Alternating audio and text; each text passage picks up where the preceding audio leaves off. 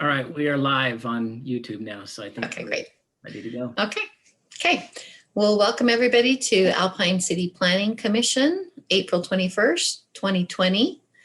And so I'm gonna zoom in on my own agenda here just so I know what we have with us John McKay and Sylvia Christiansen, Bryce Higbee, and Jessica. I'm drawing a blank on your last name, yeah. Jessica Smeelan. Jessica Smeelan is here. And then from the city, we have Austin Roy, we have Jed Muhlstein, and Marla Fox. So we'll go ahead and get started. We have an opening prayer by Bryce Higbee, and then John McKay is going to lead us in the Pledge of Allegiance. Dear kind and Heavenly Father, can you hear me okay? Yep. Okay. Our dear kind and Heavenly Father, we bow our heads and give you thanks for the opportunity to go over some of the things that Alpine City has brought to our agenda, and please bless us as a planning commission to engage and to go over these things and have thy spirit with us as we ponder them and we make recommendations to the city council. And please bless us to have a good evening, and we're grateful for all of those individuals who are out there and who have been affected by this terrible pandemic at this time. And please bless us to keep them in our hearts and our prayers. And we say in the name of Jesus Christ, amen. Amen.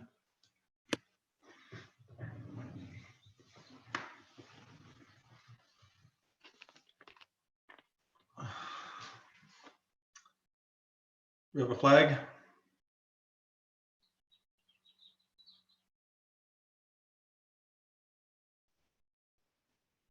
There we go.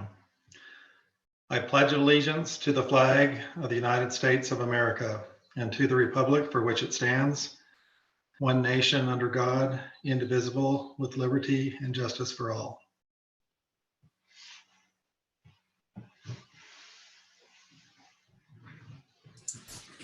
Thank you, Bryce and John, for your participation in this first of an unusual format for the Planning Commission.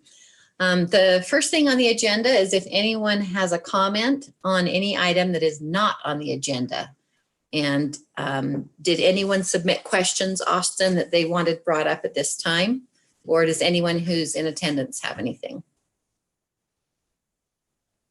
Okay, so we did receive a public comment before the deadline, which is 5 o'clock. So I'll go ahead and read that now. This was from, and I don't have her address. Typically we would read her address for the records, but it's from Gail Rudolph, a resident of Alpine. And her question is, quote, what protective steps are we taking to prevent the access road that Draper/Blue Bison wants? Question mark, end of quote. I can kind of answer that. So basically the city addresses plans as they're received. So staff would look at that when we receive some plans, and we would verify that it meets the city ordinance, and then it would be brought before the Planning Commission, and they would have the same responsibility to verify that. So that's kind of how we would do that. So, and that's the only public comment we have. Okay, does anyone else have any comment that they want to add to that to answer her question more fully or add to it? Okay, just so I would just add that, you know, the city's well aware of the different developments, and the mayor's been paying attention in the city council to what is happening within Draper City. And as Austin mentioned, the city will take action and find out about plans as they come forward. So does anyone who is here in the meeting have anything else that they want in the public comment section? Yes, this is Will. Mm-hmm. Just like to make note so the city becomes aware. Three Falls Trail, which comes down to the second access. During the next 30 days will be closed due to construction above it. We started grading that secondary access today and realized that with the trail below it, that we're creating kind of a hazardous situation as one of the rocks rode right on down through the trail and into the trees below it. So we will close that section. The rest of Three Falls Trails will be open and hopefully used. They're being used. There's no question about that. There are about 200 people up there in the last week that on every trail. It's awesome. But so we will close that one just for 30 days while we do the grading. Once that's done, it will be safe again. But until that's done, we will be posting that. But we'll get on that in the next few days, and I will alert Shane to that tomorrow. Perfect. So you'll post that at the trail at both ends of that section of trail? Yes, signs are being made right now. Okay, great. And then you'll alert Shane, and then Austin, if that needs to go on the city's website or any other type of notification that you think is appropriate, we should probably, take any other action. So thank you for making us aware of that. Anybody else have anything for public comment? Okay, I also want to mention that Ethan Allen has joined us from Planning Commission as well. So thanks for being here tonight. And we'll go ahead then and move to our first action item, which is the plat amendment of the Three Falls subdivision Plat G. And so we're going to review the proposed plat amendment and make a recommendation to City Council. So we'll turn the time over to, is it Jed that's going to present this? Okay, Yep. So we'll go ahead and do that. All right, so the owners of Three Falls are proposing an amendment to pretty much the entire east side of Three Falls. If you go to page 7 of the packet tonight, you'll see an exhibit there that shows all that highlighted pink area is pretty much what is being proposed to be amended. And I will say it looks like we're amending a whole lot, but in general, lot lines, roads, things are pretty much staying the same. But the reason this has to come to Planning Commission is because they are proposing some changes to the open space. And then there is also some right-of-way changes. So open space and right-of-way changes, those require Planning Commission recommendation and City Council approval. The developer did list out a whole bunch of other minor adjustments that they're making to the plat. Further on down in the packet, looks like on page 11, you can see all the lot numbers. But I don't know that I need to get into these specifics. I will keep the things that are generally, well, let's talk about open space first. Going back up to page 7, that is the proposed area that they are amending. If you go to the very next page, page 8, this page shows the existing public and private open space. The public open space is light green, and the private open space is the dark green with dashes through it. And then on the very next page, this is where I'm attempting to do the best I could to highlight the changes that are actually occurring to the open space. Starting on the kind of the top of that exhibit there, it says new public open space area acquired from lot 31. This is a minor adjustment to lot 31 where the city is building a booster pump station for a water tank. And the area was needed right there to be able to have access to that water tank. So we carved off a little bit of space from lot 31 to get that. The frontage area requirements, everything still meets code, so we're okay there. Kind of moving on over to the left and down, it says new public open space acquired from private public open space. Right through there, Will, you may have to tell me exactly why some of these are changed. I actually don't know why it was private in the first place, because it just makes sense to have all of that public open space the way it's shown now. It sure seems cleaner anyways. Well, you hit right on it. As we reviewed that, Jed, that's what we looked at. We thought, we don't know why there's a piece that's private and we have a trail through it. And we never had a trail easement through it. And so that was just a cleaning up and making that, because it should be just exactly like you said, that just made sense that should be public open space instead of a private that's stopping in between the two. Yeah. And then on the right side, you have new private open space area acquired from public open space. And then the next one down, there's another new private open space area acquired from public open space trail rerouted. So I'm not sure if all the planning commission members were here back in 2018. In October of 2018, we amended the master trail plan, which did show a trail going up through that area. But when we amended the master trail plan, we rerouted the alignment of that trail to go further east.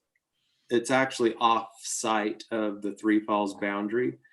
And so because of that, the need for public open space or a small trail public open space sliver through there is not needed anymore. And so those ones were converted from public to private. And then in the southeast, oh, sorry, Austin pulled it up there. Thanks, Austin. Yeah.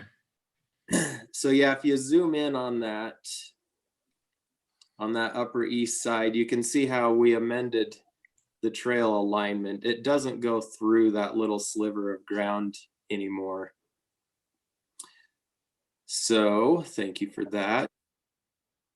And then back to this, back to that one. That bottom one, the open space was just shifted as the developers, engineers refined their road design there. So those are the open space changes. Overall, the open space, we actually acquired more public open space. The exact numbers were 2.09 acres more of public open space and 1 acre less of private open space. So those are the open space adjustments. And on this same map, you can see these red dashes. Those red lines are lot line adjustments. We already talked about the one that's the northerner, the one on top, that's for lot 31. The next one down is right in the middle of the exhibit there. That one, they're just cleaning up the lot line between the two lots. And then over on the east side, you can see where there's a circular lot lines. That one was added because we added a cul-de-sac at the end of that road prior to going into the secondary access road. So there needed to be right-of-way adjustments over there for that. So those are the major changes that require Planning Commission recommendation and City Council approval. There were several building pad adjustments and buildable area adjustments, and those came because of the developer has done more lot specific fault studies, or they've also done topo surveys of the area, which has given us more accurate contours and topography for those lots. I'm not going to go through all those because those actually don't require Planning Commission and City Council approval. Those are typically approved at a staff level, but the other ones are required. So that's why we've gone through those. Then moving on, I just wanted to mention, typically when you have lot line changes, you would have to amend your water rights calculations. But in the case of Three Falls is a little bit of a different animal. The water rights weren't based on the size of the lots like they are in other developments. The development agreement for Three Falls was specifically based on the restriction of not being able to water more than 1 acre. And so because it's more of a general water right calculation there's no need to amend the water rights for this. So as far as staff's concerned, we would recommend approval of the plat amendment. There are some red lines to address on the plat. And then also our ordinance does require the trails to be shown on the plat. So that would be our recommendation, to recommend it for approval with the developer addressing the plat red lines and include the trails on the plat. Okay, thanks, Jed. All right, so let's open it up for discussion. Let's see, are we doing a public hearing on this? No, We're not on not, the right? Okay, right. That was the next one. Okay, so let's open that up for discussion and questions that anyone has. Anybody have any questions? I had two quick questions. My first was, why wasn't there a cul-de-sac at the end of there at the beginning? So if you remember the history of Three Falls, that road was going to be open to the public. Oh, that's right. At all, yeah. I And remember. they went back and forth with the city council and agreed to put a cul-de-sac there with a gate at the top. Right. Okay. Thank you. I do remember that. And then my other question was, can you show the trails map overlaid on, or the trails map again? And remind me whose property we're going off of Three Falls onto for the trail that doesn't need that little piece of land anymore. It doesn't need that open space anymore to be public.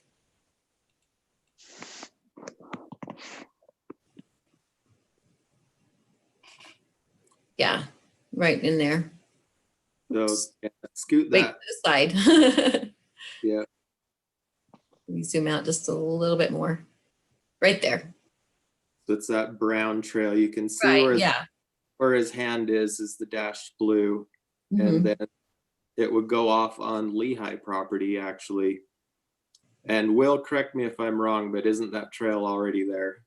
It is. It's built and being used very much. It's well, so actually, I hate to admit it, but it's actually the best one I built up there. Okay, It so is. It's awesome. great. And that's on Lehigh's property with the. Part of it. Part of it is if you consume that just a little bit, Uh-huh. the lower red part is on the KM8, and the rest it goes clear up there, and then the little bit there is in Lehigh, and then the next is on Three Falls. So it does do use three different properties to get there, but that's the trail right there where his hand is. Yeah. So Okay. the brown is Lehigh, the red is KM8, and then the blue Who is KMA? Is that the Melby property? that's the Melby's. Uh-huh. Okay, And it doesn't look like that. It zigzags back and forth, but yeah, it's just an A to B map there. So okay. All right, okay, thanks. And anyone else have any questions on anything? Okay, if anybody wants to make a motion then, you can unmute yourself and make a motion.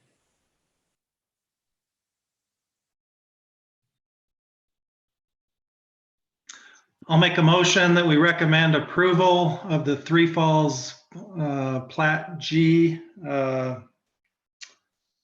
amendments, subject to the developer addressing red lines and including the trails on the plat. Okay, we have a motion. Do we have a second? I'll second it. Okay, Bryce has seconded it. Do we have any discussion? Okay, all in favor, unmute yourself and say aye. Aye. Aye. Okay, anybody who's opposed to it, say nay. Okay, so that passed unanimously. And that will go forward to City Council. Thank you. Okay, so then the next item on our agenda, let's see if I can get to the right page. I'll just go back up to the top.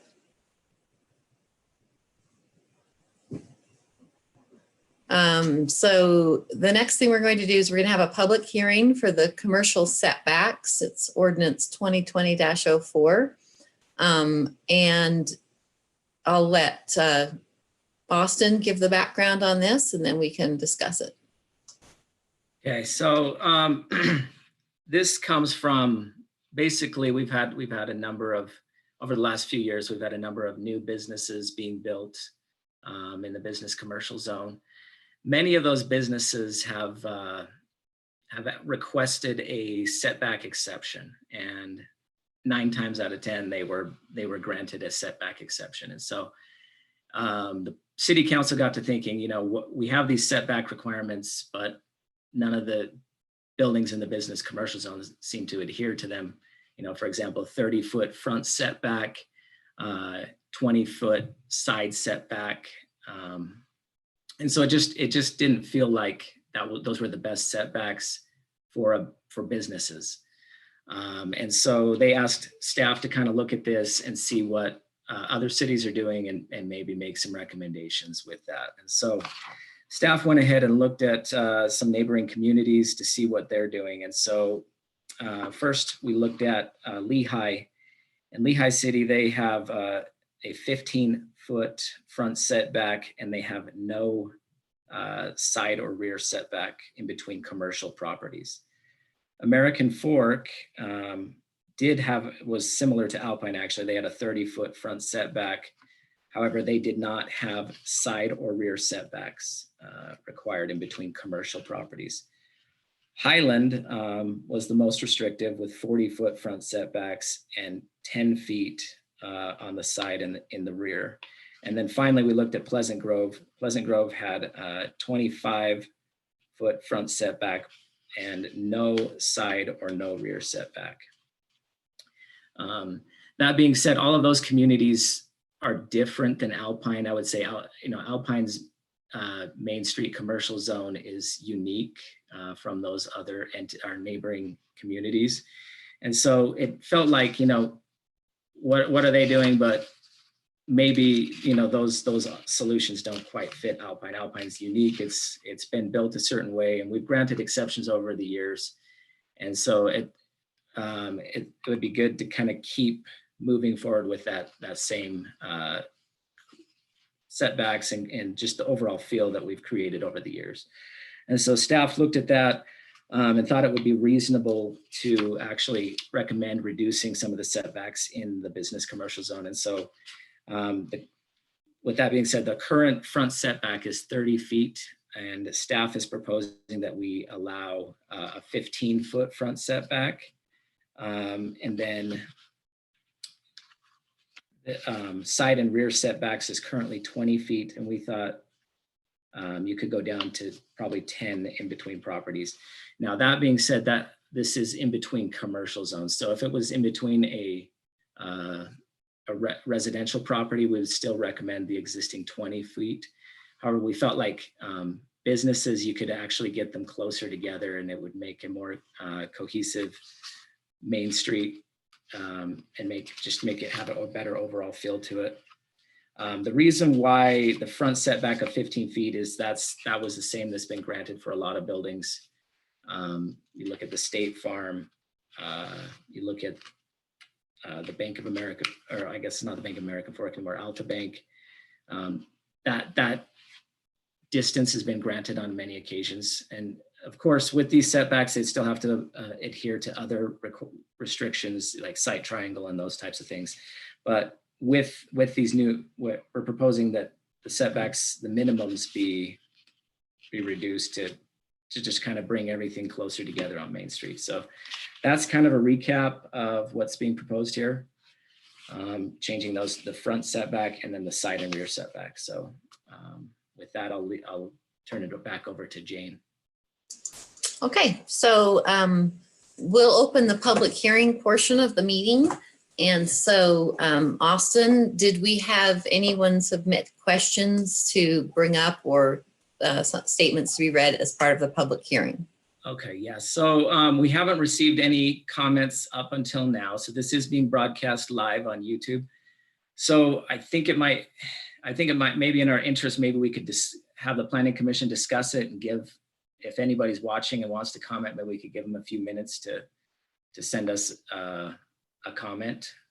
Okay, so we'll go ahead and rather than open the public hearing right now, go ahead and have discussion and then open the public hearing. Is that what you're suggesting? Yeah, I think let's do discussion now and then we'll come Okay. back and do the public hearing. All right.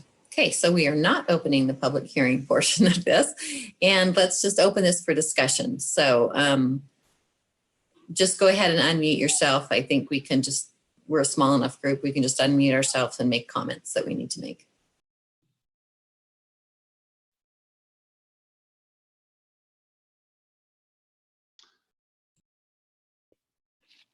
Okay, well, I think that that's going to work okay. I don't see too many concerns. I guess the biggest concern is how close we are to the street or to a corner, like we had with the Alta Bank property. And I think we're addressing those. So I think I don't see too many problems with that. I like it.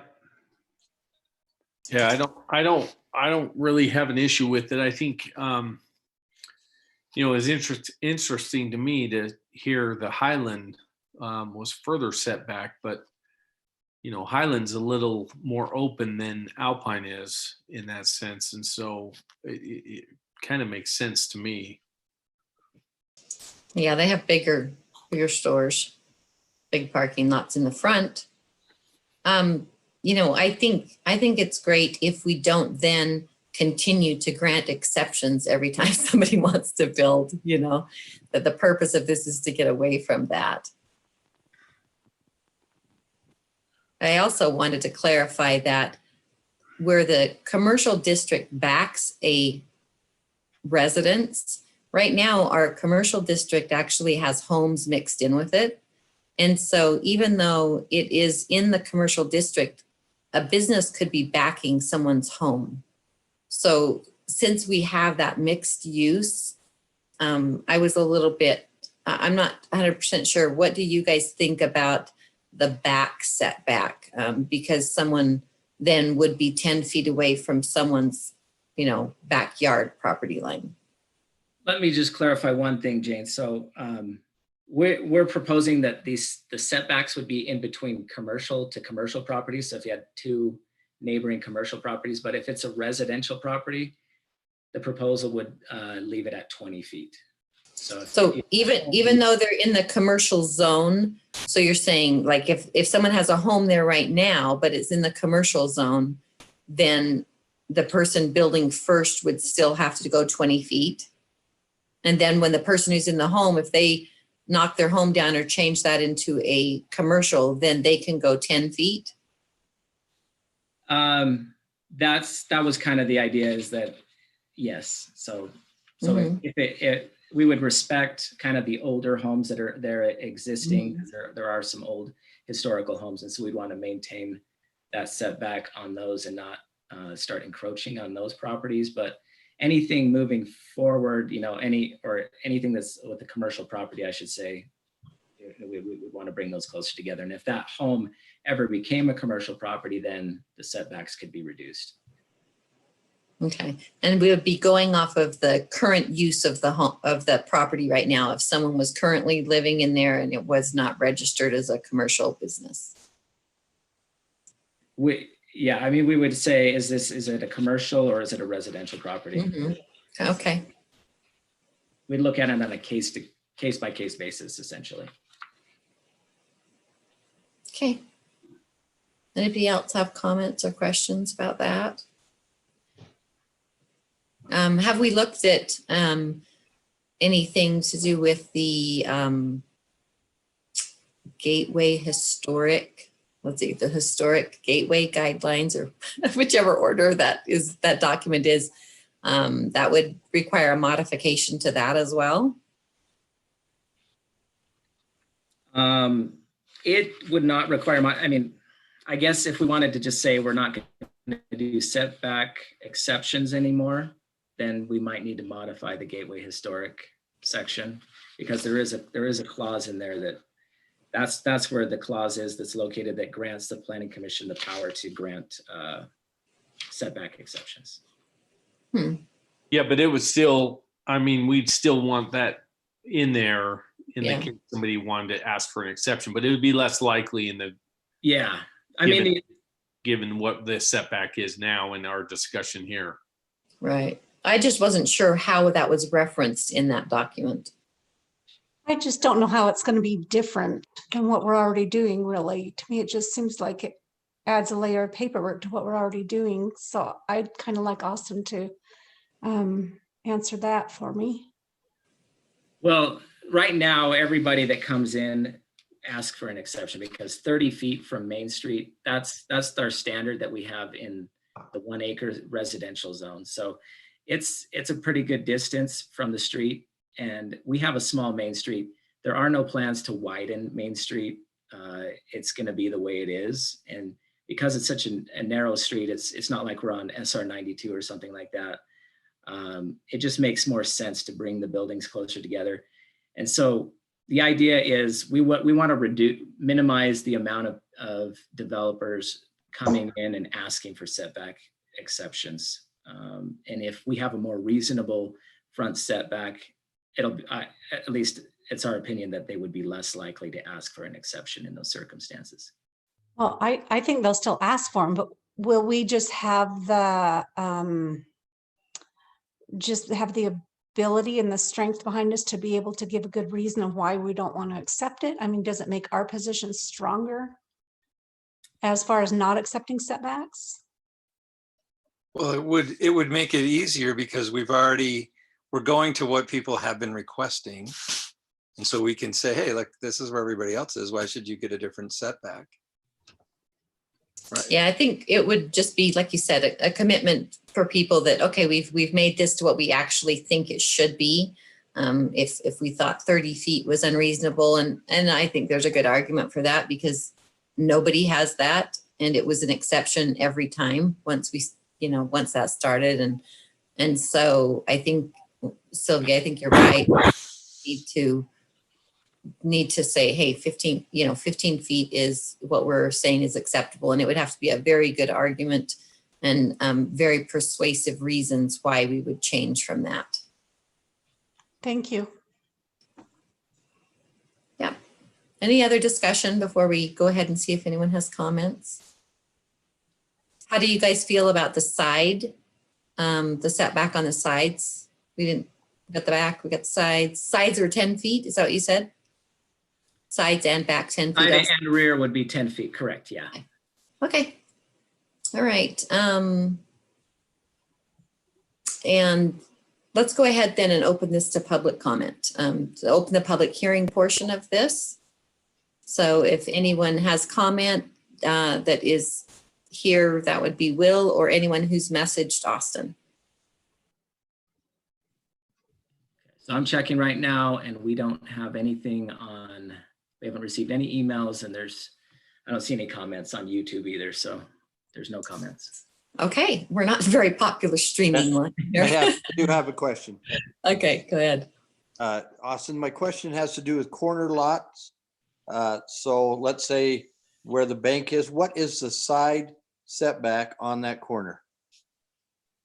Where it has a road on the side. Yeah, So that's a good question. Yeah. So corner lots, the way that the ordinance treats a corner lot is it's basically has two front setbacks. So there would, if you were on a corner, you'd have 15 and 15. And then So can you reduce both of those to 15 and keep your sight line? I haven't looked at that close enough. I don't know if that'd be possible to maintain the sight triangle. So then but the sight triangle would still hold effect. So that would override it if they were requesting something that would go inside the sight triangle.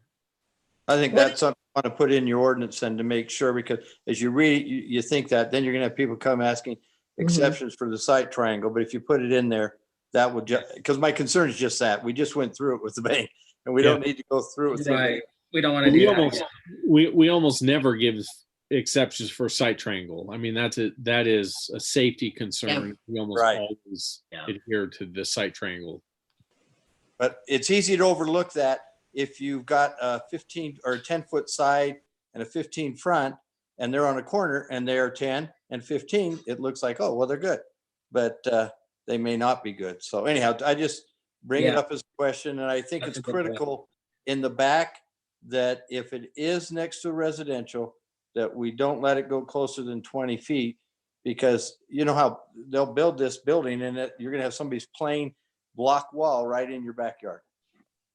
Yep, those are good call outs. And I think, I don't know how the wording, we can take a look at that, but I think those are both items that should be clearly addressed in the wording. I would like to know what that site triangle is. How far back would it need to be? So that's something we'll probably have to draw up in AutoCAD and just verify that this is going to work. And we can do that between Planning Commission and City Council. But Okay.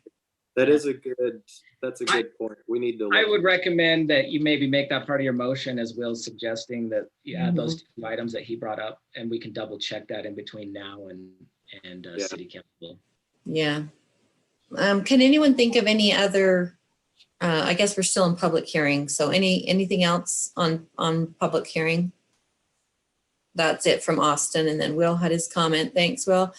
So we'll go ahead and end the public hearing and let's open it up for discussion from the Planning Commission members. I was going to pose the question, are there any other situations like that that we're overlooking? Entrances, parking, site triangle, signs, what was the sign ordinance? Is this going to affect the sign ordinance at all because of the change in setback? Anything like that anyone can think of? Okay, and then the other one is there any problem that you see with visibility? I know there were some questions at times when a building was put next to another building and it blocked their windows or things like that. But this would still leave a minimum of 20 feet building to building, right? 10 feet on each 10 feet on each side. Yeah, correct. side. Still Okay. 20 feet between two buildings. Yep. I just think we're making some huge changes here that could make our town end up looking like a city instead of a country town with a historic feel to it. I'm just concerned that 10 feet on the side is just really going to be kind of squishy. That's a technical term. That is. Yeah. What do we have? I think what they're saying is like right along Main Street, particularly now in the newer area of the business commercial zone. It's a little different when you get down by the roundabout and spread out. Will, that area where Will's at and where the I can't remember the name of that business area.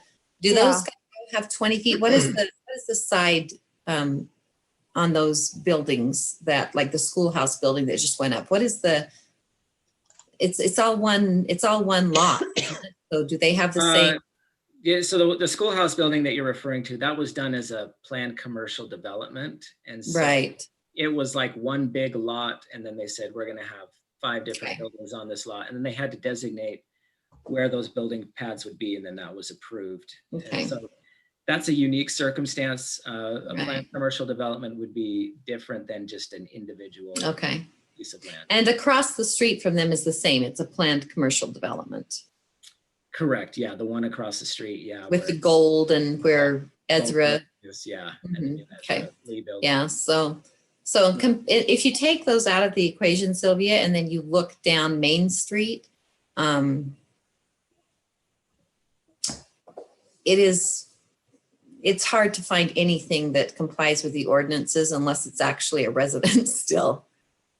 So, but you're right. That it was the purpose of that. So I think my concern is if you're 15 feet off, we didn't adjust our sign ordinance yet, did we?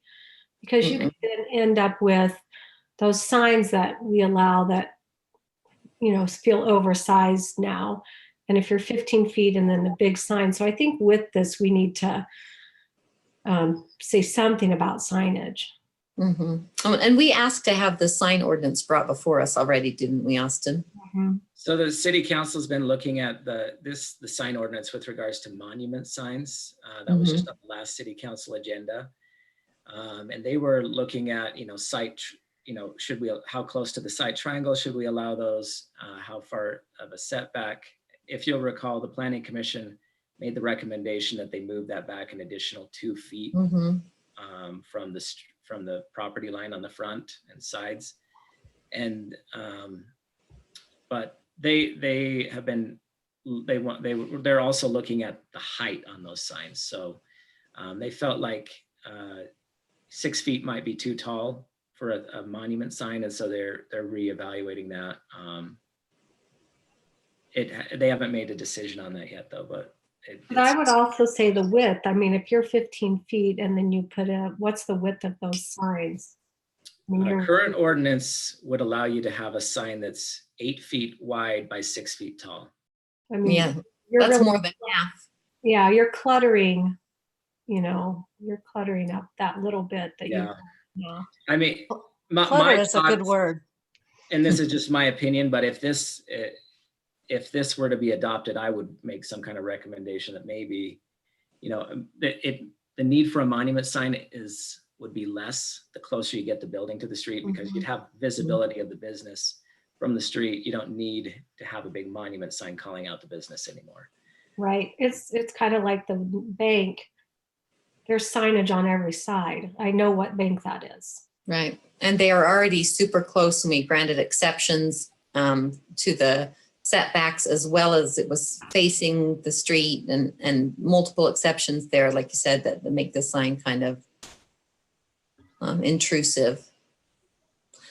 So that's something to consider when we make a motion, is if we want to add commentary about the sign and the sign ordinance. Also, I thought we were going to look at the sign ordinance altogether as far as the size of signs. I'm not saying there's anything wrong with this, but like I noticed the Ezra Lee Designs, has a sign basically on the side of his building that is painted on the or whatever attached to the building. It's very large. I don't know what our sign ordinance says about signage on the building itself. I mean, I think we were going to review everything. We can bring it back if the Planning Commission would like to look at that at the next meeting. Well, are we putting the cart before the horse doing this without doing the signs at the same time? And without knowing about this, and without knowing at the site triangle for sure? I think, the building setbacks would dictate what you do with the sign ordinance. So if anything, maybe, we shouldn't be looking at sign ordinance until we figure out if we want to reduce the building setback. Okay. So let's remind us what it is. So we're today trying to make a recommendation to the city council whether or not they should adopt the changes to this ordinance, changing the front setback to 15 feet and the side and rear setbacks to 10 feet in the business commercial zone. Correct. And so our options here are to make this recommendation to them. If we feel that it's not ready for recommendation, then we can bring it back.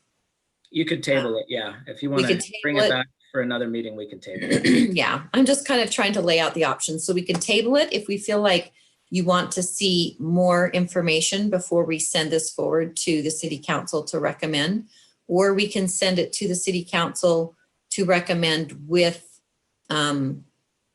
recommended changes to it, or with conditions saying that, based off of, accepting this, if the sign ordinance will also be modified, things like that. So.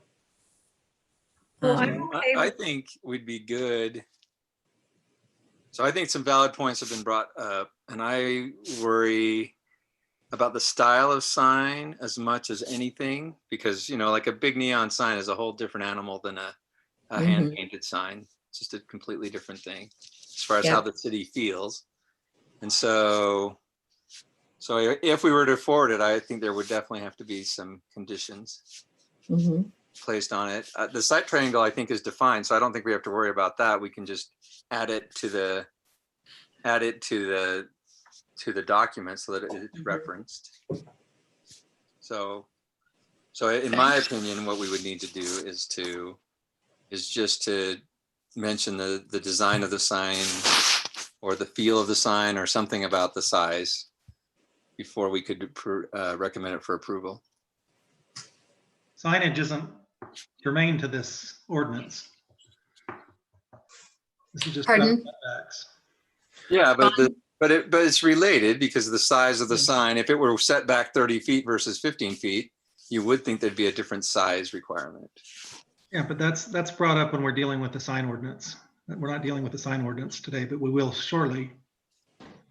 But it will definitely affect it. The setback would change, would Yeah. influence your opinion on what So kind we of need to- sign we is need- acceptable. So we need to act on this modification so that we have more clarity in dealing with the sign And ordinance. then request that the sign ordinance be brought back. But I wouldn't Yeah. want to approve the new setbacks without that triggering new signage criteria. Yeah, So I think the order is the We're thing. not, we're not making it contingent on signage, but we don't want to have this move forward, or I wouldn't want to have this move forward unless I knew that the sign ordinance was going to change. Okay. I don't know how we do that. I agree. That's why I said I think we're putting the cart before the horse here. Could we address the sign ordinance next week and do them at the same time so that we feel like, or at our next meeting, so that we're recommending both of them at the same time? Would you guys? I'd more- be comfortable with that if I had time to, look at them both before the meeting. And also, again, the site triangle too is a concern. I don't think, Austin, correct me if I'm wrong, there's no rush to this, but it's definitely an issue we want to clear up. No, we're not in a rush to change this. Right. I should add that so the monument sign ordinance is being looked at right now by city council and will be on the city council agenda next week. Mm-hmm. So right now they're looking at increasing that by 2 feet. The Okay. setback requirement. So The that what? being said, the setback requirement for monument signs, which are, signs that Oh. are placed on the ground. Okay, thank you. City council is looking at that right now. So they might make a change to that ordinance in between now and the next planning commission meeting. Are they, okay, that's great. I wanted to review at some point the sign ordinance just in general. And maybe off the top of your head, you can summarize it for me, but I haven't looked at it recently. Yeah, I mean, we'd be happy to bring that back for a discussion item in another meeting. I can tell you that signs that are attached to buildings have different setback requirements. I mean, well, they don't even have setbacks, but they have different requirements. And monument signs are treated differently. Basically, the way a sign that's attached to a building is looked at is how much of the building does it take up, and it can only take up, and I can't remember off the top of my head, I want to say it's 15%, somewhere around there. Okay. And so any sign that's not on the building is considered a monument sign. Is that correct? Correct. Okay, so we're talking about any sign that's not on the building, they're going to bring forward to have it. Well, we think that they're planning to make it 2 feet farther away from the street in setback. Correct. And that would go, in this case, like of the bank building, because it's a corner lot, that was going to bring it. Yeah, so on the bank, they would have to look at how far outside of the site triangle is it? And they would also have to look at how far away from Main Street is it? So they would say, okay, it needs to be X number of feet from the Main Street. And that number can change with the new ordinance. Okay. Bryce, what do you think about it, or any commentary? Since I can't see people kind of calling. I don't have a lot of commentary. I think it makes sense. I think let's do them all together with the sign ordinance and the site triangle. I think the site triangle takes care of everything related to the site triangle itself, but I think it makes sense to bring them back and and do the sign Okay. ordinance at the same time, to me. Okay. The sign ordinance that they're looking at modifying, that apparently didn't require it to come to planning commission first, because you said city council's on it. I don't believe we've ever discussed moving the monument signs in our meeting, have we? We did look at it. I'm trying to remember. It might have been before we took such a long break because of the virus. Mm-hmm. So it might have been so far back that you're forgetting, but we did Maybe bring so. the monument. We did bring that monument sign ordinance, and I remember Bryce. The original proposal was to make the site triangle bigger from 35 feet to 50 feet, and then the planning commission talked about it, and they decided if we just increase the setback, we don't need to touch the site triangle. Okay. So that was. I want to say it was in February that we talked about it, but It's so funny. It feels like a year ago, doesn't it? yeah. Yeah. So Austin, would this, if by decreasing the setback, would this decrease the site triangle? Is that what you're saying? No. So I was just recapping. Basically, we were looking at the sign ordinance in a previous meeting. This ordinance does not affect the site triangle. Okay. Okay. Okay. At the time we were talking about the sign setback, we didn't have the 15 feet now. Mm-mm. So that's why we need to also talk about that 8-foot width. I mean, and maybe, do we want signs on sides of buildings and monument signs? I mean, in a small little main street like we have, is that a little overkill? I think you're right. We need to look at signage a little more and think about the overall vision of the community. Okay. So if we want to table this and just kind of think about it, do a little, let's see what city council does, have Austin bring the sign ordinance before us again to review. Then do we make a motion does someone need to make a motion that that's what we want to do, Austin? Yes. Yeah. Someone will have to make a motion with those. Okay. So if we want to just think about this and have it come back and look at what the city council does with the sign ordinance this next meeting that they have, as well as have Austin have us review the sign ordinance. That's one option. I'll make a motion that we table this until the city council can review the sign ordinance, and that we are able to review the site triangle ordinance and how it's applicable to this. Okay, we have a motion. I'll second that. Okay, and Sylvia. Sylvia. And we have a second by Sylvia. Okay, all in favor, say aye. Aye. Aye. And anyone who is opposed to it, say nay. Well, I just had a cleanup. Did he mean the site triangle or the sign? I think he mentioned both. Do you want Said to? both. Yeah, I mentioned both. I think the city council is going to talk about the sign ordinance, right? And then the site triangle, just as it applies to this, to make so that we can review it. So that we find out if the 15 feet and the 10 feet actually is going to, or 15 feet and 15 feet will actually make the site triangle possible the way we have it. Correct.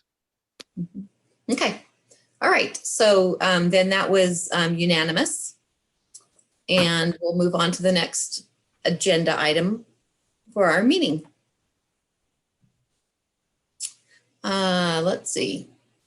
Since I got to find it here. Sorry. This is the owner occupied temporary absence ordinance.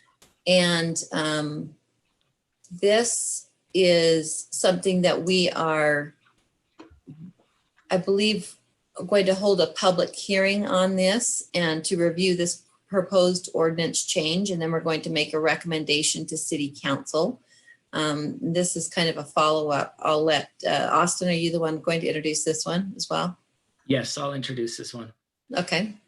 Okay, so this is an ordinance that we had a recommendation from someone on the city council that wanted us to kind of look at this ordinance. There are neighboring communities that have a similar ordinance. And so what the ordinance specifically is it basically allows for an owner of an accessory apartment to be away from home for a temporary period for a very specific set of reasons, and basically allow them a little more flexibility for emergencies or service or some of the things. So guess I should back up here really quick. Let me just provide some groundwork here. So our accessory apartment ordinance requires that you can have an accessory apartment in a home or on a property that's big enough to do so. It has to be a certain percentage of, it can only be a certain percentage of someone's home. Typically, this would be seen as someone's basement, like a basement apartment or something like that. It'd have its own entrance, off-street parking, etc. But one of those requirements for an accessory apartment is that the home itself has to be owner occupied. And so it's expected that, that owner is there to make sure that, they check on the rental, whatever, make sure that it's, the renters are behaving themselves. The idea is just that you can't rent out, you can't turn your home into a duplex. You can't rent out the top and the bottom. And so, but however, that being said, there are instances where people may, a homeowner who has a rental may have a circumstance where they may not be at home for an extended period. And so this would include things like if they had a temporary job assignment or a sabbatical, military service, voluntary service. For example, in the LDS church, people serve missions. It'd be those types of circumstances. Also, this would cover things like if you were in the hospital, a nursing home, assisted living home. Basically, it allows a period of time where that owner doesn't have to be living in that home, and they can still rent out their basement or rent out their accessory apartment. So does this imply that they can rent out the part that they're leaving? No. It's just saying that. Does it forbid it? What's that? Does it forbid it? I mean, does it make it illegal to do so? That's already in ordinance. Yeah, in the ordinance right now, it just says you shall only have one accessory apartment on your property.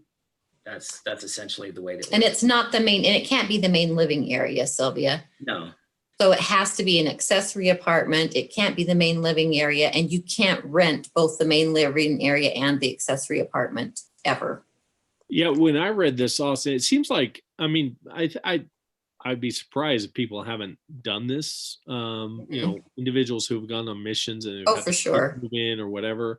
And my first thought was that owner occupied, by definition, it really kind of covered this anyway. Because if I leave on a mission, I intend to come back, and this is really my one residence. I'm temporarily somewhere else, but I intend to come back. But when I read the definition that you guys provided on the owner occupied, it really kind of covers this specifically. So I completely agree with Bryce. That's what I thought too. It made me feel a lot better about it. I feel like sorry. Go ahead. I feel like it's leaving open the question. Okay, say for example, a couple does leave for a sabbatical or a mission or whatever. Oftentimes their children will move into their home. So they become basically the owners, quote, end quote, owners of that home. Because they're not paying rent. They're just living there. Just like how right now, even if you have like an accessory apartment and you're renting it, say your kids come live with you, they can still come live with you. They just can't come live with you and pay rent, like in the main floor of your house. Right. And so you're right. So how did this come up? Because like Bryce, I feel like that it was already kind of assumed in the other thing that this was okay. How did we come to the point of wanting to make this ordinance? Well, when I don't know how this came up. I'm not going to answer that question. But when I look at that and I looked at the definitions, it had, hold on, let me pull it up here. It had the definition of occupied owner or something like that. It wasn't owner occupied. Owner occupant that's a new proposed. Right. And definition. So it never really had a definition of owner occupied, what that is. And we kind of throw that term around. We talk about it all the time, and just I think there's an assumption as to what that is, but it wasn't defined in the ordinance. So when I read the proposed language, it was nice because it clarified what that actually is.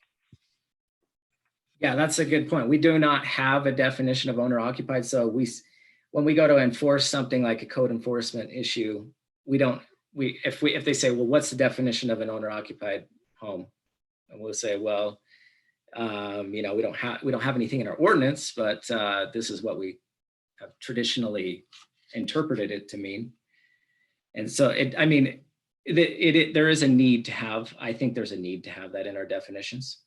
Whether or not we decide to allow for a temporary leave of absence for the owner.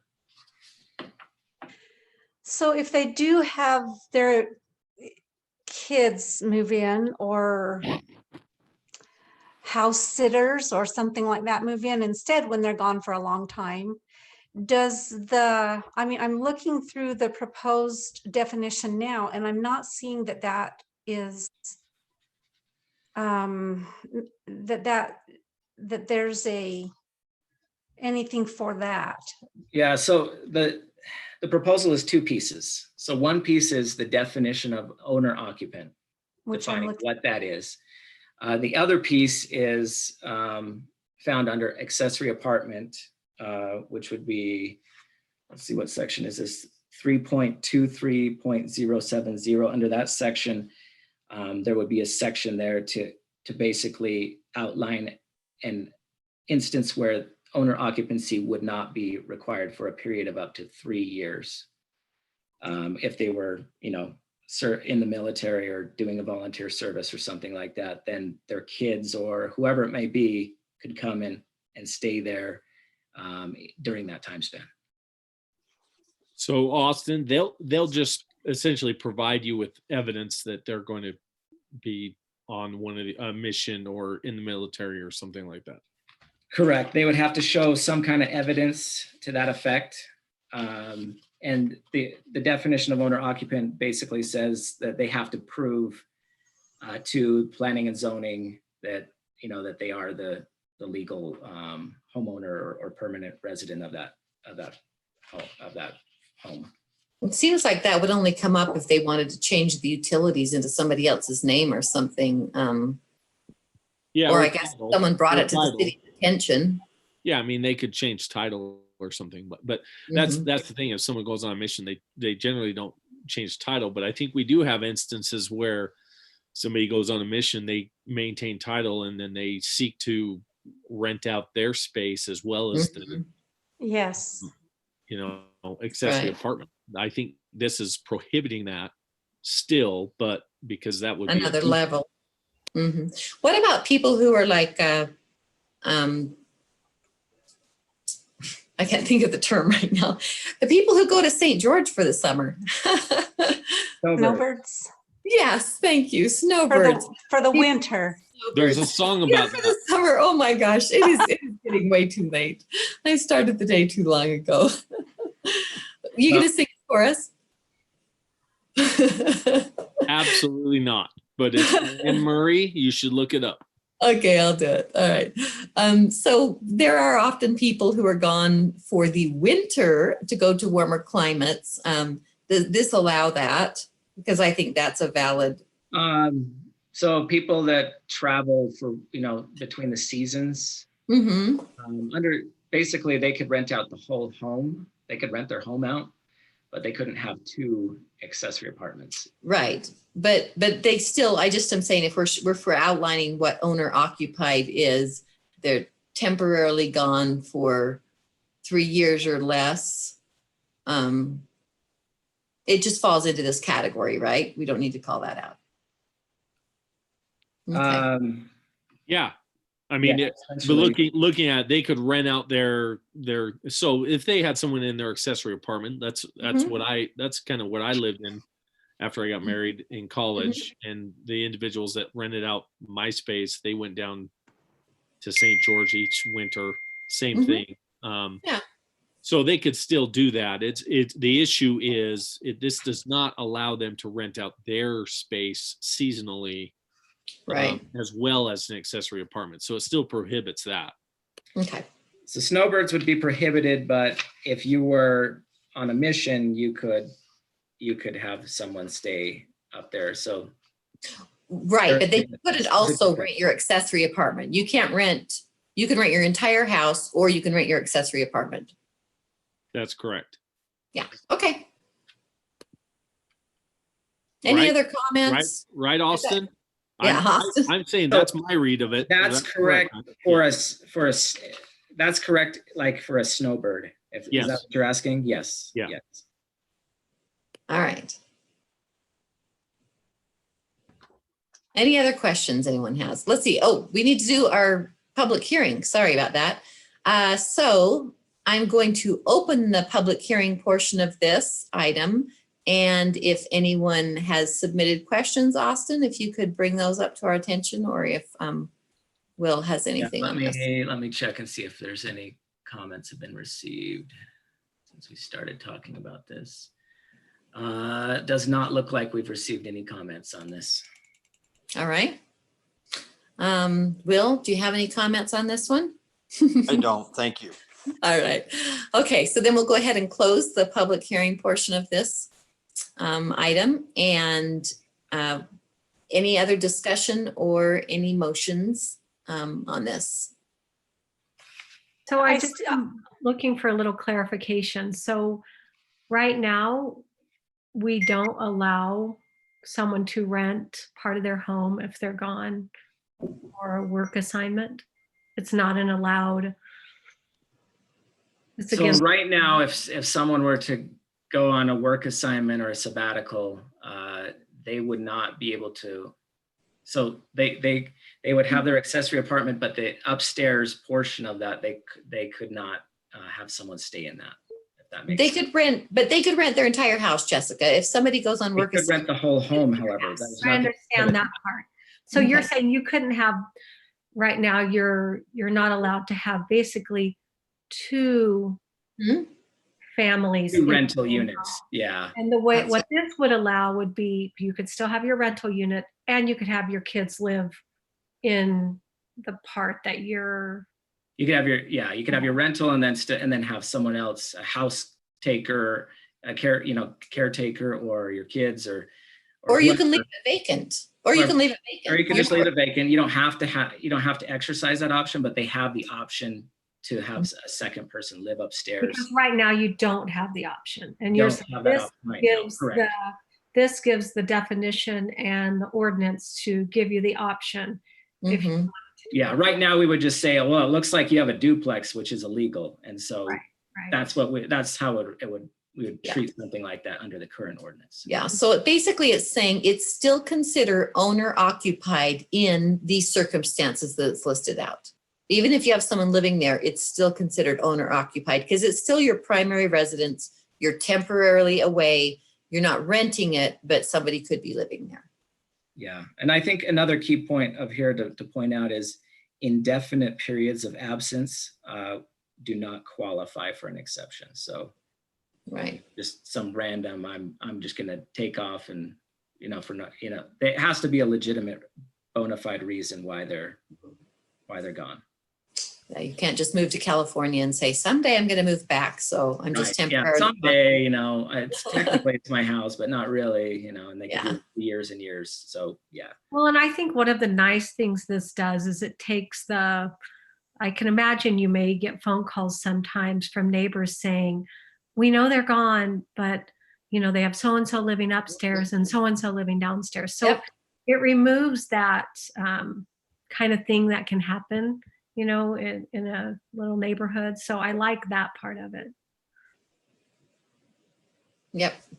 Yeah. Okay. We'd be able to tell them, well, they have a temporary occupancy permit, and so they're able to do that. Okay. Okay. Now, Austin, do you think that we need to comment that we would like a definition of owner occupied added to the definitions that's part of the ordinances? Or do you feel like this is substituting, this is a substitute? This would accomplish that. So if this were adopted, it would also add a definition of owner occupied. It would, okay. Okay. All right. Any other commentary or motions? I'll motion to recommend the ordinance 2020-08 be approved as proposed. Okay. So can you change that before we say to you, are we recommending?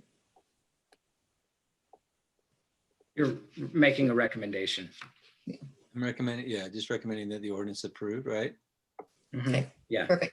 Yeah. Okay, so we have a motion. Do we have a second? I'll second. Okay, second by John. Yes.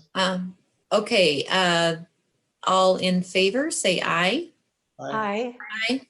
And anybody who is opposed, say nay. Okay, so that recommendation will go forward to City Council, unanimous. And with that, I believe that is our last item on the agenda, or is there one more There's here? one more item, which Okay, is one more a item. discussion item. It's not a public hearing. So Okay, that's right. Okay, so we're going to discuss the need for criteria for exceptions. So when people come in for exceptions, what criteria we have. So do you want to go ahead and introduce that, Austin? yeah, so basically, with all this kind of ties back to our first item on our agenda, where everybody that's building something in the business commercial zone has been asking for an exception to the setback rule, or that's been very common in almost every building that gets built. Someone asks for an exception. So it's gotten to the point where it almost feels like, why do we have exceptions if everybody's asking for them, or they're being granted to everybody? And so the idea was brought up, well, why don't we have criteria for exceptions? Like you have to meet A, B, C, D to be granted an exception. And so staff started looking at this to see if there were other communities out there that had exception criteria. And what we found were there really weren't a lot of them. We had to go around the country to kind of find places that even had this. And so the first one that we were able to find was Dunwoody, Georgia.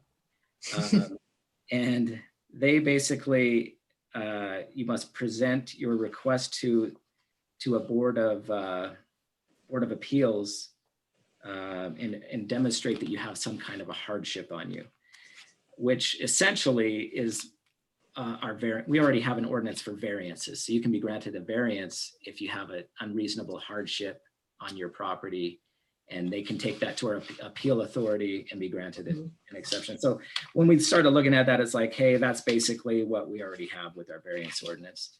And so then we went and looked at another community, which was, let's see here, what was the name of it? This was in Lynn County, Iowa. And their requirement was similar to a variance. So they have variances, but they also have exceptions. And they said, the language that they used is similar to a variance is a relaxation of the zoning requirements that may be granted by the Board of Adjustment. And then they go on to say variances require an unnecessary hardship, and exceptions require someone to show that they have a practical difficulty. And they define practical difficulty as a difficulty due to circumstances unique to the property and that prohibits the use of the subject property in a manner reasonably similar to that of other property in the same district. And so, again, our variance ordinance is open-ended. I should probably, referring back to that, our variance ordinance has very similar language that it has to be consistent with the neighborhood they're in. But if their neighbor can do it, and due to some unfortunate circumstance on their property, why can't they do it? And so ultimately staff kind of felt like our variance process still covers that. And so finally, we looked at a place in California. This was Redding, California. And theirs was a little more different and kind of stood out a little bit different from our variance process. And they said, standards may be inappropriate because of special circumstances for a property, but then they go on to list what those special circumstances are. So they would allow exceptions for a buffer between yards, building separation, parking spaces, fence height, structure height, increased and decreased building setbacks, lot size, curb cuts, driveway surfacing, roof-mounted mechanical equipment, and reverse frontage on a corner lot. And so they go ahead and outline basically all the different kinds of exceptions that they have. And looking at our ordinance, the way our ordinance is written, we do allow exceptions. It's just that we don't have them all together in one place in the ordinance. It's kind of spread out. So we do allow for parking, for example, parking, we allow exceptions for that, but it's not, and then we allow exceptions for other things. But going on with this, they did have criteria. So the criteria were, let's see here. The first one was, it has to meet a special circumstances or conditions. 2, the owner may not be unreasonably deprived of their proper use or enjoyment of their owner's property. 3, I'm sorry, I should put this up on the screen as I read this so you can see what I'm reading. So we're in the section here in the middle of the screen. Zoning exceptions 1 through 5 there in the middle. 3, the proposed adjustment would not be detrimental to the neighborhood in which the property is located. 4, the proposed adjustment is consistent with the general plan and the zoning and development standards. And 5, the construction has not commenced. So I think that one is important probably because you have people that break the rule and then they ask for forgiveness after the fact. So this gives us, these are 3 different communities, 3 different snapshots. 2 of those communities, basically we already do that in our variance process. And the 3rd one does have criteria. The reason why we're bringing this here is because, people just felt like we should have some kind, one of our city council members a couple of our city council members felt like maybe we should look at this. And so I guess it's coming before Planning Commission to kind of discuss it. Do you feel like we need to have criteria for an exception, or do you like, or basically the way we have it right now is you may grant an exception if it meets the spirit, if it matches the zone that it's in, doesn't affect the overall look and feel of the community or the neighborhood or wherever it's located. That's kind of how our exceptions are granted right now. And so do you feel like that's adequate, or do you feel like, do we need to do something more like Redding, California and spell it all out and say you have to meet 1 through 5 to be granted an exception? So this item, is basically here for the Planning Commission to discuss if this is something we want to move forward looking at, if you feel like it's needed. Well, thank you, Austin. Okay, what are you guys' opinions about this? What do you think about giving some rules as to what you have to do before you can come before the Planning Commission asking for an exception? I just was thinking in Reading, and when you look at items A through L, Austin, would you say most exceptions fall under this criteria? A through L? I just kept thinking, are people going to ask anyway if it's not on the list? But if you tell us that, 90% of what we see would fit in A through L. I would say a majority of the exceptions that we see are for those things that are listed there in A through L. I think the thing is, if I remember right, in granting exceptions or variances, you have to have, it's been a while since we've kind of reviewed this, and it might be worth bringing those guys in that came in and talked about it, the attorneys. But I think you have to have specific findings, and so it gives you kind of a checklist, if you will, to go down and say, look, yeah, these things are met, these things are not. So it could be valuable for that to be consistent. But I if I remember right, I think as far as the planning commission is concerned, it was encouraged at that time, without something like this, that exceptions or variances should almost never be granted. Yeah. Yeah, I mean, that brings up a good point. Variances, I will tell you right now that variances are not granted very often. It's something that it's very difficult to get a variance. And the biggest one that really holds someone back from getting a variance is the fact that it cannot be, they can't create the problem. So it can't be, like, for example, I want to build an accessory garage, and I just feel like 15 feet isn't, I want to do a bigger garage. So, 15 feet just doesn't work for me. Right. Well, that's a self-created problem. They could build a smaller garage, and they could have they could have that garage. So it's not that they can't, they're not being denied the right to have an accessory garage.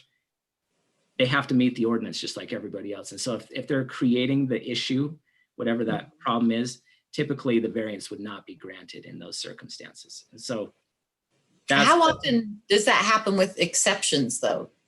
To me, that is a huge issue with exceptions, where it's not because of the lot, it's not because of something, it's just we want it this way. Yeah, so our exceptions are unique to whatever, each exception is unique to whatever section of the ordinance it's in. So for example, parking exceptions, if you want to have less parking spots for your business, that's something that can be, that the planning commission and city council can look at, and they can grant that. But it's looked at on, is this going to harm the rest of the zone? Is this going to harm neighboring businesses if we allow one business to have less parking spots? Is it going to create unreasonable traffic? And so it's not necessarily spelled out that way. We don't have a bullet point list in our ordinance that spells that out, but if it adversely affects the area and the overall feel and current function of that area, then, typically that exception wouldn't be granted. Mm-hmm. So I want to chime in here just a little bit too. So Austin is correct on saying that exceptions, they're very specific to the sections of ordinance that we're talking about. So obviously I'm a little bit sensitive to the engineering portion of our ordinances, specifically the design section. I think that's sections 4 point whatever and on in our ordinance. But I would be a proponent of keeping the exception clause in there for engineering purposes, because in the engineering side of things, it's not always just black and white. For example, we just had an exception for Brookside Meadows just a month or so ago on the whole intersection thing. In that every situation's different, but in that particular situation, allowing the exception on a couple % grade here or there at the intersection, it made a really big difference in overall grading and cost and them being able to use their property. Another example, and I'm just going to completely make this example up, but say, for example, the entire east side of Three Falls, getting across, say, for example, getting across the Three Falls area where it crosses the creek.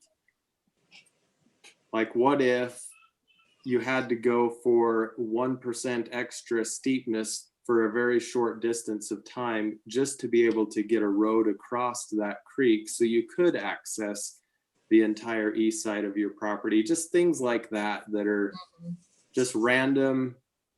They're just random. So for the engineering side of things, there's just too many possibilities of situations that you just can't foresee. So I would definitely be a proponent of keeping the exception clause in there for those types of things.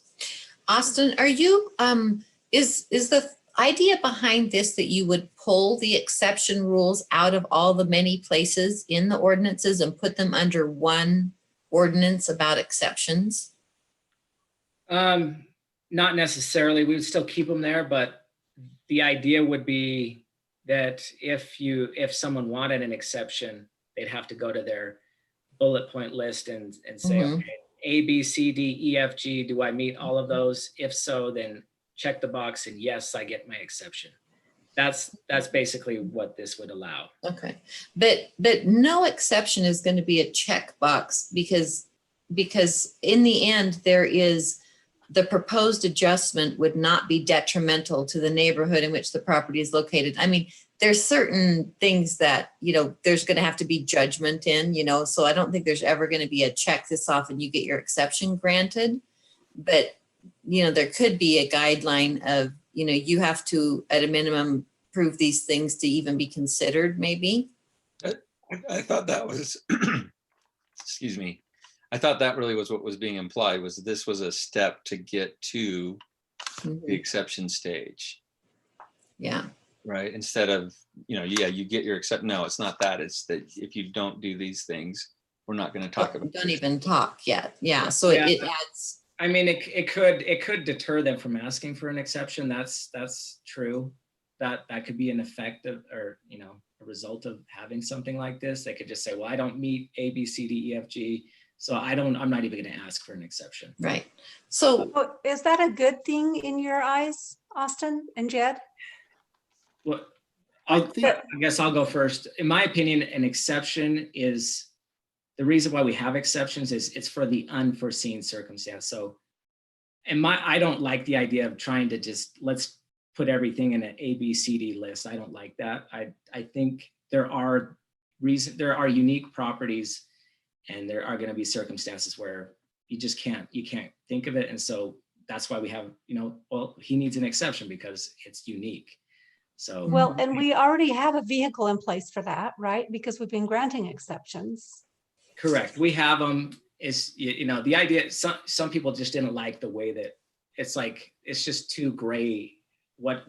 How we grant exceptions. Some people feel that way. They I felt like see. they wanted more guidelines.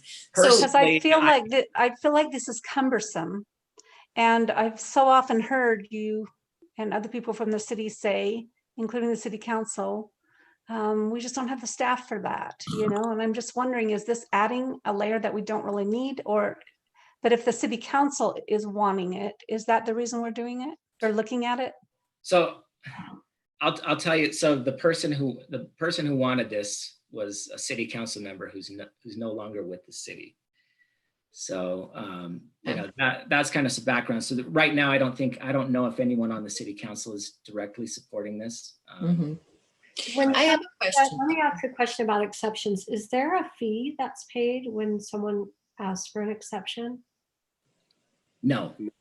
Could this be a way to generate some revenue for the city? Could we start? I mean, it is more time and energy. I will say exceptions do cause staff more time and energy to research and propose. So it would be a good excuse. I just wonder if that might be a way to kind of qualify someone who, I'm going to see if I can get an exception for this fence, but if they had to pay a fee, they might go, I'm fine. I'll just follow ordinance. One thing that I would be a fan of is a way to give us a little bit more. Let me give an example of like the auto dealership who wanted to add onto the front end of the auto dealership a shed. That's an example of where I feel like, is there any, I feel like that fits, for example, of, I would just like it to be bigger. I mean, there are options, there's other options, but they're not as nice. And this is better for me. And I don't like feeling pressure for an exception for something that is more often, to me, often the exceptions we get feel like more of a personal preference than an actual hardship based on some physical aspect of the lot or something like that. And that's one thing that I would love if something helped us weed through those before they came before us.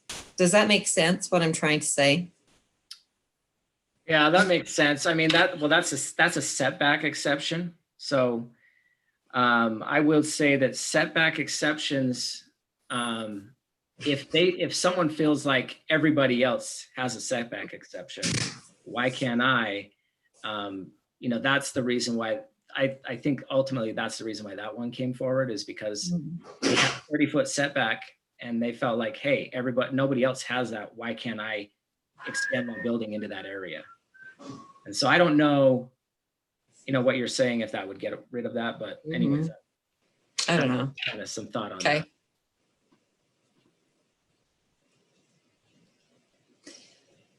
that. Any other commentary? And this is just basically up for discussion right now. We don't need to do anything necessarily with this, but we do need to decide at some point, and if we can today, then great. Do we feel like we want to add some extra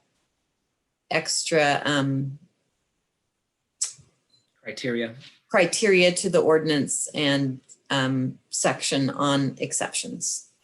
So what I'm hearing is that it does cost the city more, but maybe we just need to have something very simple to charge a little bit more for exception applications. But I think we should keep it as simple as we can. That's my opinion.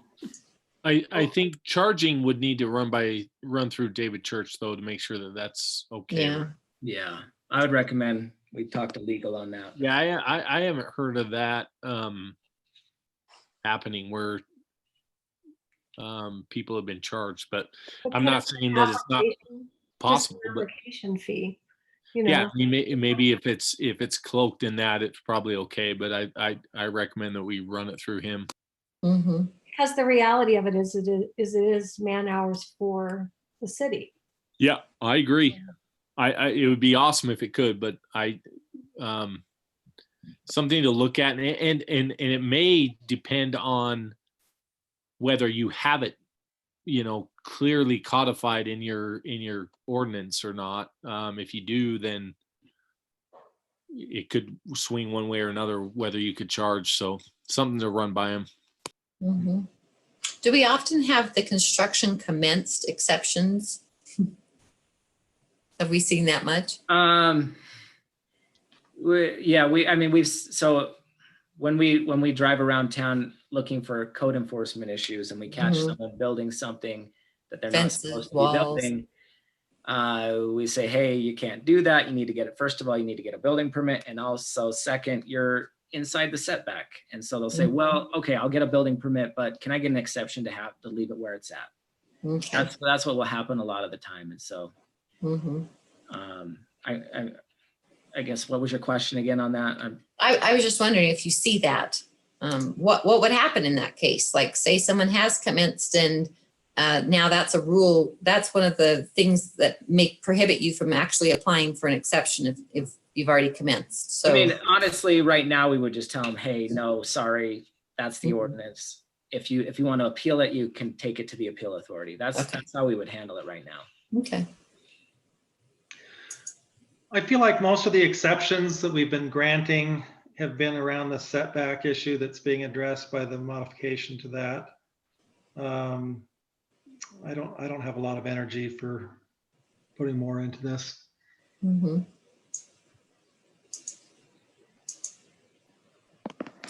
Should we request that we talk to David Church then about the possibility of a application fee being applied for exceptions? And I would only recommend that we do that if you guys are serious about adopting criteria for exceptions. Like if that's the road you want to go down. Yeah. Then okay, we'll look and see if we can fees. Yeah. So feel strongly about this. I don't see the need for that. Okay, so currently the way exceptions are handled, they're just embedded within the ordinance. Along each ordinance, there is information about an exception to that ordinance. And this would add a section that defines the process for applying for an exception and the possibly the things that can be covered with an exception. Does that sound like a good summary?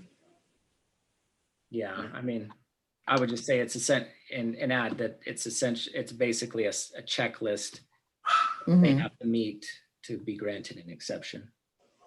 To apply to be granted an exception. Okay, so list or no list, what do you guys think?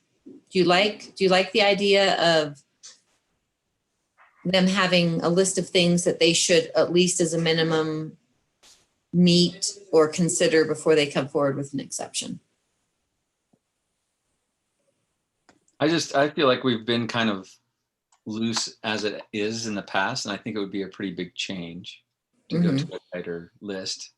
And I don't know that it would be, it kind of takes away from the small town feel that we're talking about, of talking to people and working it out. So I would Okay. say I'm against it. I mean, sometimes making lists actually reduces our power instead of gives us more, or I should say flexibility, but Right. not power. Can I make a comment? Mhm. Sure. Yeah, one of the challenges is, and the reason there are exceptions is because we can't think of everything. And so we can't write a complete, and all of a sudden you said it. So now we try to write another list that tells us what our list is supposed to be. And so you're now bouncing off a couple lists trying to say, well, it doesn't meet 7. Well, then I need an exception to your exception criteria. And I don't know that you win by complicating any more with that list. 2 quick exceptions that I was just thinking about while we were talking about this. Down there where my office is, we asked for an exception for a basement, and we didn't occupy it and still haven't occupied it. Well, we asked for it so we could put heating and cooling units in the basement so they didn't have to be outside. We could hide them. We could, get them away from things.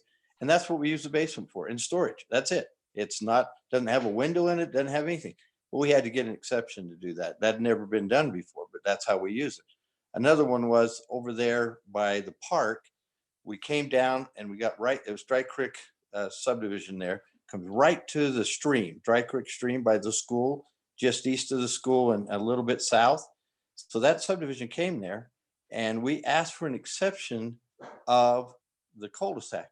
Well, I didn't really need an exception of the cul-de-sac, but because I could put the cul-de-sac over the creek, but that was not a great place for the cul-de-sac. And so like what Jed said before, these engineering things, sometimes we have to, and it ended up being 10 feet is what they did, but I could meet the ordinance. But was it a good idea to meet the ordinance that way? No, because now you've got a bigger area over a stream that's cold anyhow.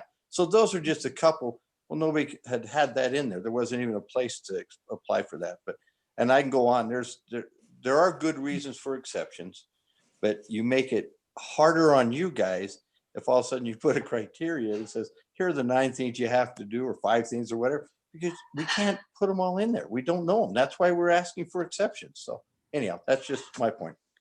Well, Thanks. and then back to my point, I don't know if we have an application fee, if you necessarily have to have a checklist to have an application fee, because again, it does take the resources of the city to have, deal with exceptions. So maybe we could ask Dave Church if we could explore the idea of a fee associated with an exception. Someone's spending hours doing the research and typing up this information and presenting it to us and going over exactly what it all means. So it's taking, resources away from other things. Okay. So what I'm hearing is that maybe we're not so jazzed about having a list, but we would maybe want to explore the possibility of having some type of application fee to cover costs of exceptions. We would, like you said, probably have to ask legal about that, because in many cases, sometimes the exception actually benefits the city, things like that. But I think we'd have to get some advice on that. Anybody else, Bryce or John, any other comments about whether or not you have much appetite? I think, John, you said you didn't really have much appetite for making it any more complicated than it already is.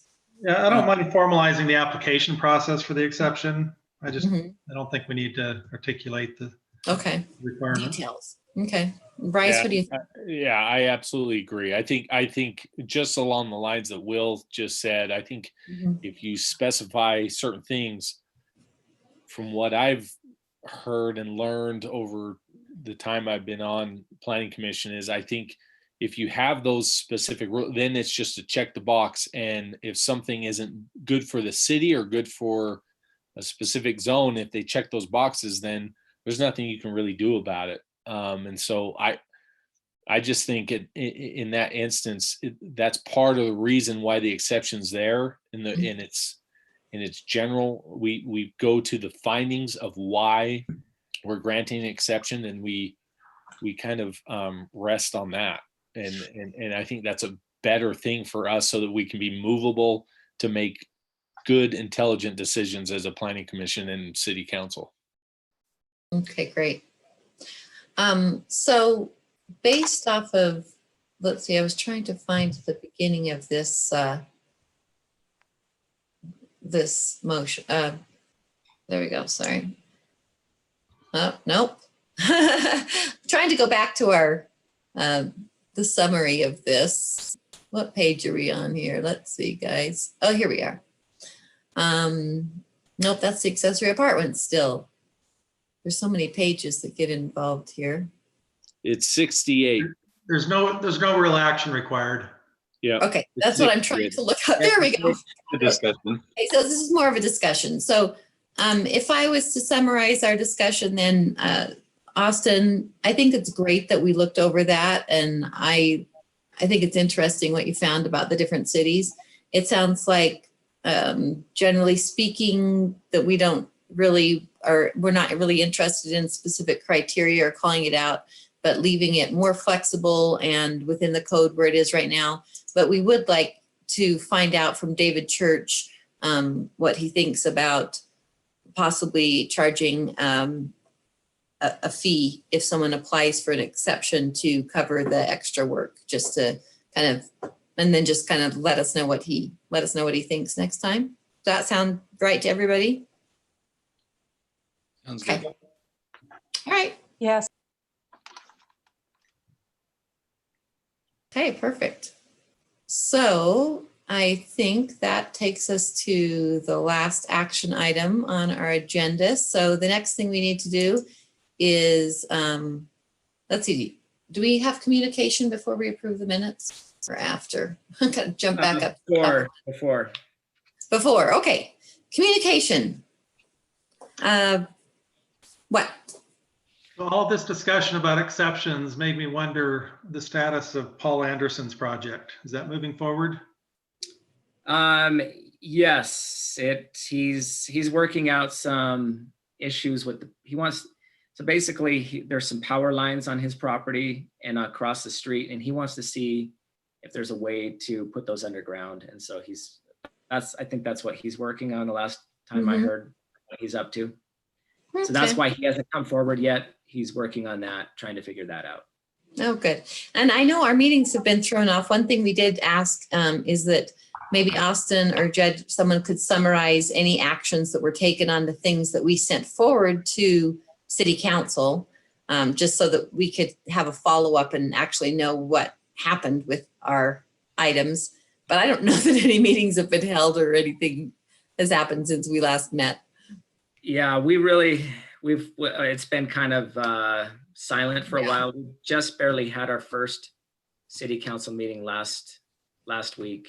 That was the first meeting we've had in about over a month.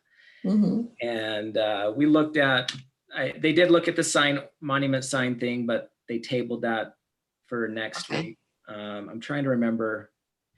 They did adopt an ordinance, and I'm drawing a blank off the top of my head.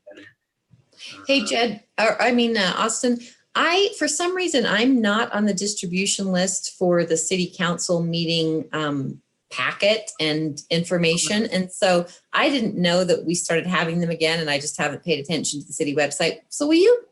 Yeah, I mean, Get yeah, added back onto that? sure, I can add you on that. Yep. Okay, thanks. So Austin, if I remember correctly, the parking lot dimensions did go to city council and get approved. Okay. Yeah, that's one that was recent. Yep. Yeah. I don't recall any other ones though. Okay. Have they moved forward on the Verizon tower yet?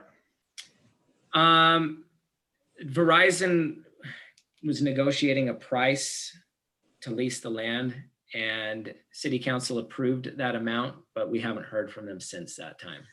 But they did approve it to be on the city property downtown Alpine. Yeah, so the site, in case you didn't hear, they want it to be at the city hall, behind city hall in that park back there, and kind of position it in the middle of that area.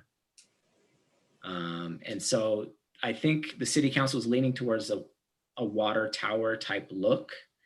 And then Verizon wanted to negotiate, how much the lease was going to be on that before they moved forward with the application process. Okay. Yeah, any other communications or questions? And so as far as until further notice, we're doing these Zoom calls for city council. Yeah, this is the new norm. This is the new norm until further notice, right? Yep. Okay. So probably at least one more meeting and possibly more. This is my last meeting. Bryce. Sad day. Yeah. Bryce, how long have you been on planning commission? I actually forgot. I think it's been a little over 10 years. Yeah. A few years before that on the Trails Committee. So it's been a long time. It has. My wife finally had enough. Wow. That's a lot of service. That's a It really is. You've been here as long as I have, so that's been a while. Thanks. Yep. Yeah. Thank you. Yeah. I appreciate all of you, and have enjoyed kind of the camaraderie and the arguments. It's been fun, but I wish you guys the best. Thanks, Bryce. You will definitely be missed. Yeah. Thanks, Bryce. Wow. Yeah. Thank you. Well, I think that Bryce, I think maybe you should wrap the meeting up then by, I hate to tell you what to do, but my last act, would that just be, yeah. My last act will be to cut Dane off and say, I motion to approve the minutes. Perfect. Awesome. That's what I wanted. Anybody second his motion? I'll second it. All right. So Bryce Higbee made his final motion. It's been seconded. All who agree say aye. Aye.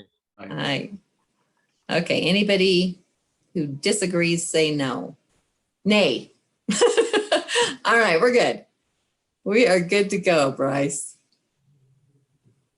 All right. That's it. So we'll see everybody. What's the date of the next meeting then? That gives us till May, is it the 4th? Let me see. May 5th is 2 weeks from now. Oh. So Yes, May 5th? Cinco de Mayo. So May Mayo. Sweet. Yeah. All right. Thank Thanks. you. All right, be safe, everybody. night. Okay, take care. Good night. Bye. See you, everyone.